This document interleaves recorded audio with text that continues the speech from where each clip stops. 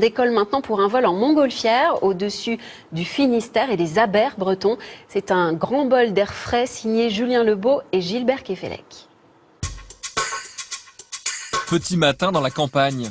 30 mètres cubes d'enveloppe s'apprêtent à décoller. Les conditions sont idéales. Samuel va faire voler sa montgolfière. Le vent est quasi nul, plutôt rare au-dessus des Abers. On a des paysages magnifiques, tout ça, mais c'est vrai qu'on est contraint un petit peu avec la météo on le choisit pas, et c'est vrai que les vols sont plus rares qu'un petit peu certainement ailleurs en France. Mais quand on a les conditions un petit peu comme c'est aujourd'hui, c'est vrai qu'on est dans un pays magnifique, quoi. Le ballon rase la cime des arbres dans un silence seulement rompu par le brûleur de la montgolfière, qui régulièrement permet de prendre de l'altitude.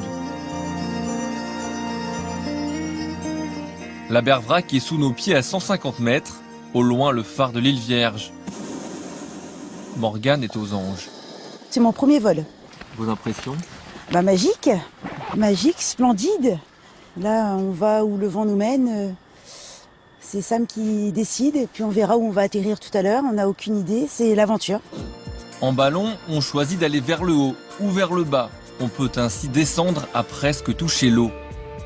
Mais pour aller à gauche ou à droite, pas d'alternative, il faut composer avec le vent. Quand on monte ou on descend, on sent quelques petits courants d'air qui viennent sur nous, sur la nacelle.